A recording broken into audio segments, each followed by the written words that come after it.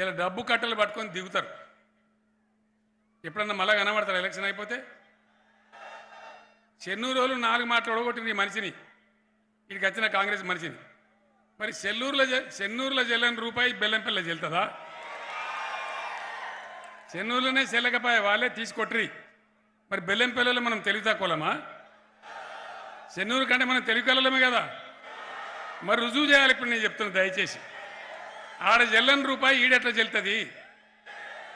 వాళ్ళు తిరస్కరించిన తర్వాత మనం ఎట్లా గెలిపిస్తాము? పోని మీరు ఎలక్షన్ లేనప్పుడు ఎప్పుడన్నా ఉంటారా? కడుపును వచ్చినా కాళ్ళను వచ్చినా కనబడతారా? ఎన్నికలు రాగానే సూట్ కేసులు పట్టుకోవాలి, డబ్బు సంచులు పట్టుకోవాలి, దిగాలి. వాళ్ళు వాడిని కొని వీడిని కొని గోల్మాల్ చేయాలి. మంచిగున్న ప్రజాప్రతినిధులను కొందరు కొంటుండ్రు. పాపం అమాయకుడు ఉన్నాడు, గొర్రెలెక్క అమ్ముడు పోతాడు. చెన్నై నువ్వేం ఫికర్ చేయకు, అమ్ముడు పోతే వాడు ఒక్కడే పోతాడు గడపార లెక్క. ఇవాళ ప్రజలలో చైతన్యం ఉంది. ఎవడో అమ్ముడు వెంట నువ్వు భయపడకు.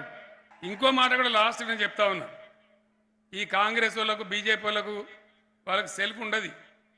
ఢిల్లీలో కట్కా ఎత్తేనే ఇక్కడ లైట్ వెలుగుతుంది. మాకట్లా కాదు, మాకు ఎవ్వడు బాసులు లేరు. మీరు తెలంగాణ ప్రజలే మా బాసులు. మాకు ఇంకెవ్వడు బాసు లేడు.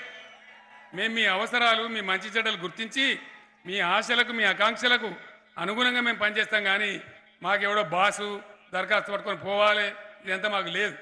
ఇక కాంగ్రెస్ పార్టీ ఎంత గొప్ప పార్టీ అండి. ఇలా మా పిసిసి అధ్యక్షుడే టిక్కెట్లు అమ్ముకున్నారని రోజు గాంధీ భవన్ కాడ లొల్లి, గాంధీ భవన్ గేట్లకు తాళం వేసుడు. ఇలా టిక్కెట్లు అమ్మటోళ్ళు రేపు అప్పచెప్తే రాష్ట్రాన్ని నమ్మరా? ఉంటుందా? పార్టీ టిక్కెట్లే అమ్మటోళ్ళు ఎంత గొప్పోళ్ళు అన్నట్టుగా. ఇంత గొప్పోళ్ళు కావన్నా మరి ప్రజల కోసం ఉండేటువంటి బీఆర్ఎస్ కావన్నా దయచేసి ఆలోచన చేయాలి.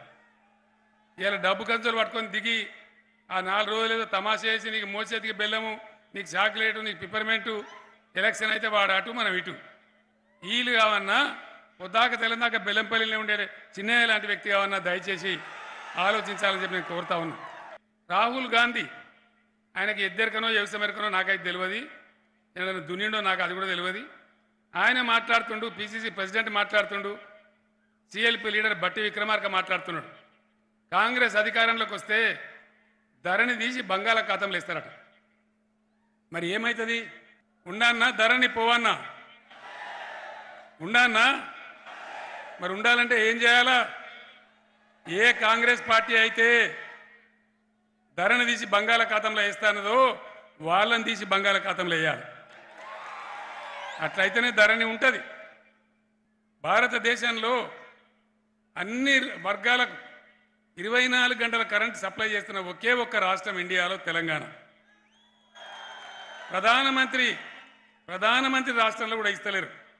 దయచేసి దీన్ని కూడా కాపాడుకోవాలి. ఎవ్వరు ఇస్తలేరు. ఒక కేసీఆర్ ఇస్తానంటే ఏం కారణం?